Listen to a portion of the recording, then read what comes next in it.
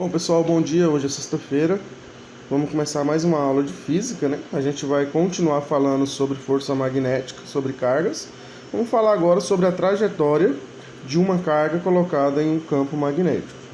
Bom, pessoal, sobre as trajetórias, existem três trajetórias que a gente tem que falar. A primeira trajetória é quando você tem um movimento retilíneo uniforme. Quando que eu vou ter um movimento retilíneo uniforme? Pensa no seguinte: você tem aqui um polo de um ímã norte e você tem aqui um polo de um ímã sul. Aqui dentro existe o campo magnético, certo? Então aqui dentro a gente tem um campo magnético. Se você pegar uma partícula carregada e jogar ela dentro desse campo magnético, e essa partícula vai ter que ter uma velocidade, porque ela não pode ser nula, e você jogando essa partícula paralela ao campo magnético, no movimento retilíneo uniforme, só tem duas condições, pessoal. Quando o seu θ, o ângulo, ele é igual a 0 graus, ou quando o seu θ, o ângulo, ele é igual a 180 graus. Que θ é isso? Do que eu estou falando? Esse θ, pessoal, é lá da fórmula da força magnética. A gente sabe que a fórmula da força magnética vai ser a carga vezes a velocidade vezes o campo magnético vezes o seno de θ. Esse seno de θ, então, ele está todo a ver com o ângulo que a carga entra dentro do campo magnético. Então, nesse primeiro caso aqui, se você jogar uma partícula carregada positivamente dentro de um campo magnético, paralela a ele, e essa carga fazer um ângulo de 0 graus ou 180 graus, significa o quê? Quanto que é seno de 0 graus? Vale 0, né, pessoal? Seno de 180 graus também vale quanto? Vale 0. Então, quando a sua partícula for paralela ao campo magnético e você jogar ela dentro com uma velocidade, o movimento retilíneo uniforme, a trajetória dela será reta e uniforme, significa que a sua força magnética, então, vai ser igual a 0. Então, senhores, essa é a primeira trajetória que uma carga exerce. A primeira trajetória, então, falando sobre trajetória, é o movimento retilíneo uniforme. Isso para quando o seu ângulo for 0 ou o seu ângulo for 180 graus. Tranquilo? Beleza. A segunda trajetória vai ser um movimento circular uniforme. Essa é interessante de se falar.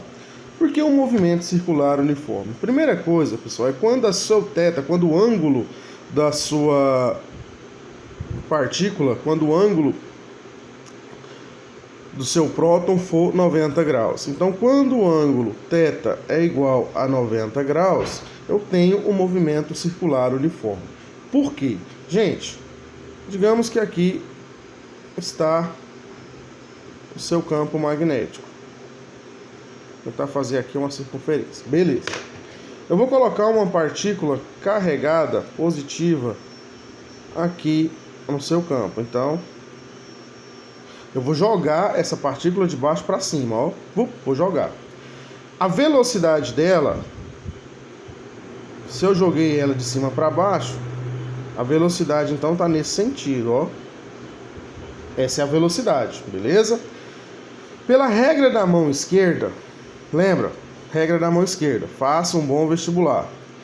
Ou seja, força para cima, o campo magnético perpendicular à força e a velocidade perpendicular aos dois.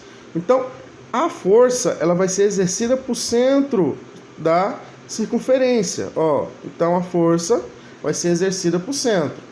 Então, aqui eu tenho a velocidade para baixo, aqui eu tenho a força magnética e esse daqui vai ser o nosso campo, né? Lembrando que você está vendo a ponta, ela está saindo do plano, ó. Então aqui é o nosso campo magnético. Bom, o que acontece? Quando essa partícula começa a se deslocar, como a velocidade está para baixo e a força está puxando para o centro, vai haver um movimento circular uniforme. E quando a gente fala em movimento circular uniforme, a gente tem que lembrar de quem? Lembra lá na mecânica para mim? Vamos, puxa a memória, puxa a memória. Lembrou? Lembrou, né, pessoal? Eu sei que vocês lembraram. A gente lembra da força resultante centrípeta. Lembra que é a força que faz com que um carro faça uma curva, faça uma rotatória e não se perca. Então, essa partícula ela vai atuar também uma força resultante centrípeta. O que a gente pode concluir com isso? A gente conclui, então, que a força magnética vai ser igual à força resultante centrípeta. Bom, se essa trajetória, se essa órbita é circular, então a gente encontra dentro dessa circunferência também a gente tem quem? A gente tem um raio, né, pessoal? O raio da órbita. Vou botar essas canetas de cá, tá, pessoal? Toda hora eu tô passando o braço aí. Então a gente tem o raio da órbita. Bom, e como faz, né, se eu quero calcular o raio dessa órbita? O que eu tenho aí que calcular esse raio. Bom, pessoal, olha só. Eu disse que a força magnética ela é igual à força resultante centrípeta. O ângulo aqui é 90 graus, por quê? Porque, olha só, porque formou um ângulozinho de 90 graus. As forças são perpendiculares. Seno de 90 graus é igual a 1. Beleza? Então, seno de 90 é igual a 1. Quando você substitui aqui o seno de 90, porque é 1, só vai sobrar QVB. Concordam comigo? Porque o seno de 90 é igual a 1. Então, para calcular o raio, vamos ver se eu acho que vai dar para fazer nesse espaço aqui, eu tenho que a força magnética. Pega a força magnética. Carga vezes velocidade vezes o campo vezes o seno de 90 graus. Lembra? Θ é igual a 90 graus. Isso vai ser igual à minha força resultante centrípeta. Gente, quem é a força resultante centrípeta? É massa vezes aceleração. E essa aceleração, quem é? A aceleração, ela vai ser a velocidade ao quadrado dividido por R. Essa aí, então, é a aceleração na força centrípeta, tá? Tem que lembrar. Então, QVB seno de 90 vai ser igual a massa vezes a velocidade ao quadrado dividido por R. E esse Rzinho aqui é o raio da órbita circular que a gente vai ter que encontrar. Seno de 90, a gente sabe quanto que vale seno de 90, vale 1. Então, trabalhando essa fórmula, eu tenho o seguinte, que QVB é igual a massa vezes a velocidade ao quadrado dividido pelo raio. Essa velocidade, como ela está ao quadrado, e ambas estão de um lado da igualdade, esse quadrado aqui eu simplifico com essa velocidade. A minha fórmula então vai sobrar aqui Q, que é a carga, vezes o campo magnético, é igual a massa vezes a velocidade dividido pelo raio. Galera, tá dividindo, passa multiplicando, tá multiplicando, passa dividindo. Então daqui eu já consigo encontrar o meu raio, né? Então eu sei que o raio, vai passar para cá igual a massa vezes a velocidade dividido pela carga. Espera aí, deixa eu arrumar esse quezinho aqui, ficou horrível, né? Carga vezes o campo magnético. Tem um macetezinho da gente decorar essa formulazinha do raio aqui, ó. Não é difícil. Olha só, presta atenção. Habib me vê um kibe. Lembra? Só lembrar disso, pessoal. Raio do movimento circular uniforme. Habib me vê um kibe. Tá bom? Bom, pessoal, dentro desse cálculo do raio, né? A gente consegue aqui, encontrar.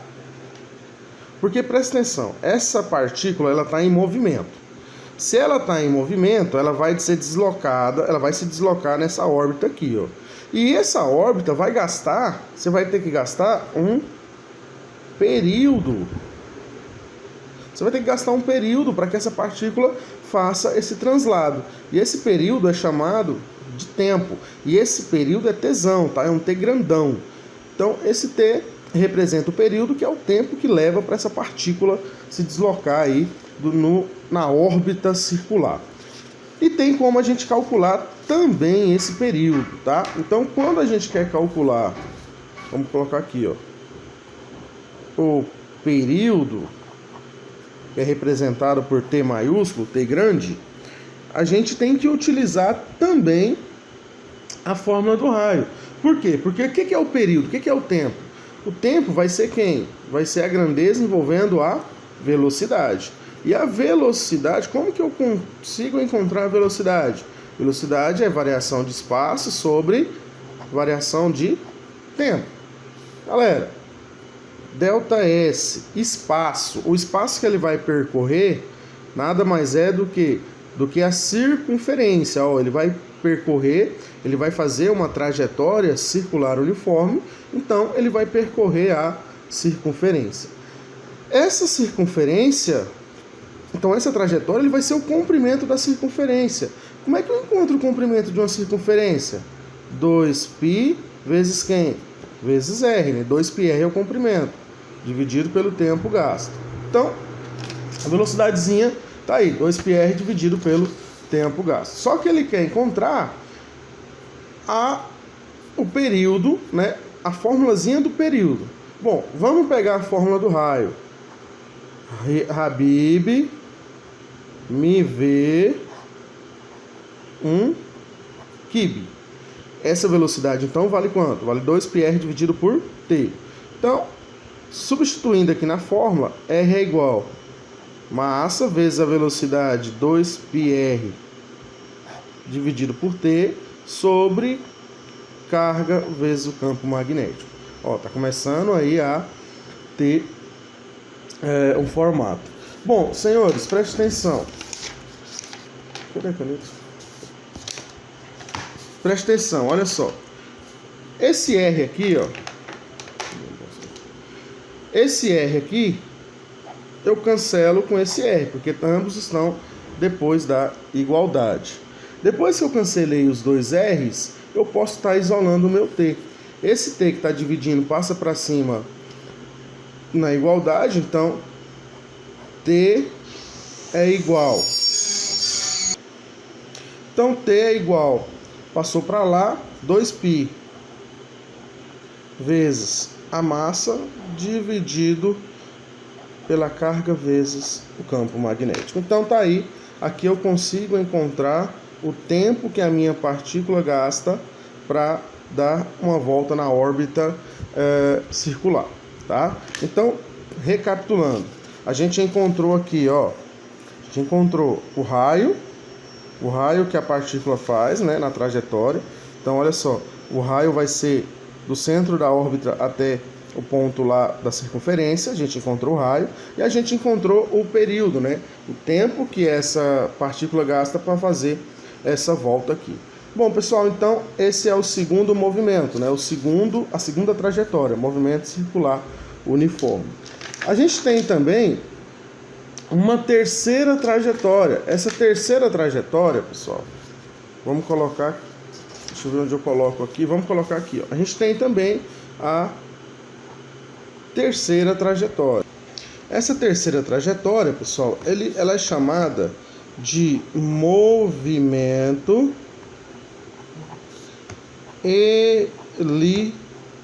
helicoidal cilíndrica. Que nome, hein? Então, essa terceira trajetória vai ser um movimento helicoidal cilíndrica. Por quê? Quando a partícula entra no campo magnético, com ângulos, com θ diferente de 0 graus, de 180 graus e de 90 graus, quando é um ângulo diferente disso aqui, significa que ela vai ter um movimento helicoidal. Ela não vai fazer nem circular e nem retilíneo. Ela vai estar fazendo o movimento dessa forma aqui, ó, Digamos que a partícula está aqui no meio. Ela vai estar fazendo esse movimento aqui, pessoal, ó. Helicoidal, cilíndrica. Helicoidal porque está fazendo hélices, né? Ele faz em forma de hélice. E cilíndrica porque forma aqui um cilindro.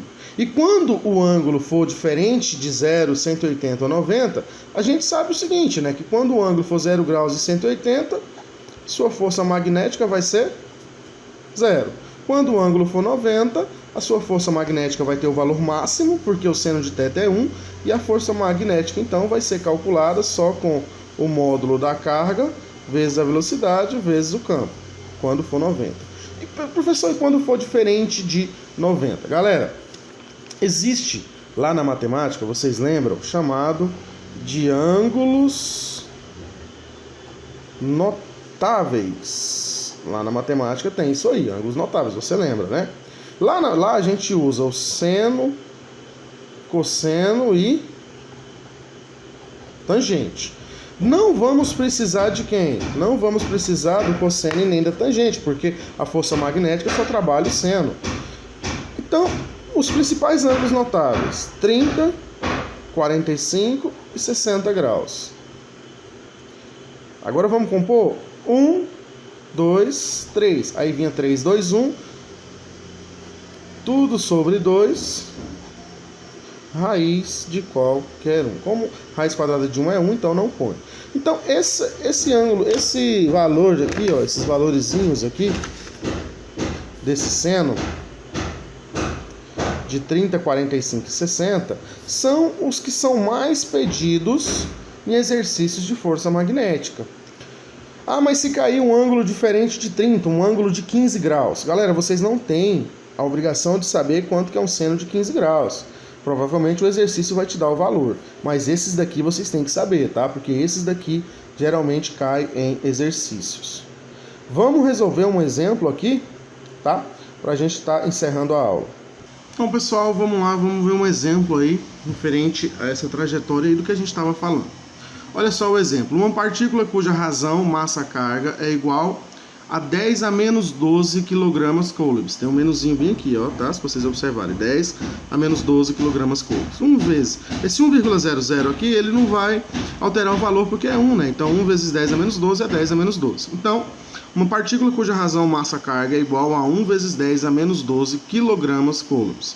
Penetra em um acelerador de partículas com velocidade igual a 2,5 vezes 10 ao quadrado metros por segundo, passando a descrever uma órbita circular de raio igual a 10 ao cubo metros, sob a influência de um campo magnético perpendicular, o plano da órbita. O módulo do campo magnético é igual a... Bom, pessoal, então vamos lá, vamos pegar primeiro aí os dados do exercício, né? Ele falou, então, olha só que o raio ele vai ser 1 vezes 10 ao cubo. Então, vamos lá, vamos pegar o primeiro dado aqui. Ele falou que o raio é 1,00 vezes 10 ao cubo. Tranquilo? Depois ele falou também que a velocidade da partícula 2,50 vezes 10 ao quadrado. E outra informação que ele deu foi a razão de massa sobre carga. Essa razão aqui, ó, cuja a razão massa e carga é igual a 1 vezes 10 a menos 12. Então, a razão massa-carga vai ser 1,00 vezes 10 a menos 12. Vamos colocar um xzinho aqui só para representar um ponto, uma multiplicação. Então, tá lá, e ele quer que a gente descobre quem? O módulo campo magnético. Pessoal, lembra da fórmula do raio? Ó, a fórmula do raio, então, era o seguinte... Habib me vê um quibe. Então tá aí, essa é a fórmula do raio, né? Massa vezes a velocidade dividido pela carga e o campo. Ele te deu a razão mq, ele já te deu, que vale 10 a menos 12. Então substituindo, e ele te deu o raio também, que vale 10 ao cubo.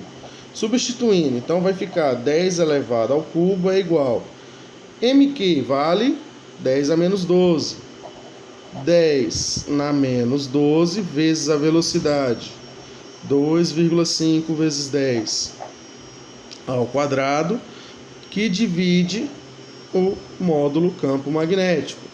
Ó, o que acontece? A gente tem que isolar esse campo magnético. Então esse cara vai passar para lá e esse aqui vai descer. Vai ficar o seguinte, ó, campo magnético é igual 10 a menos 12, que multiplica 10 ao quadrado, menos 12 mais 2 sobra menos 10. Então 2,5 vezes 10 na menos 10 sobre 10 ao cubo. Correto? Ó, passei isso para lá e trouxe isso para cá. Menos 12 com mais 2 sobra menos 10.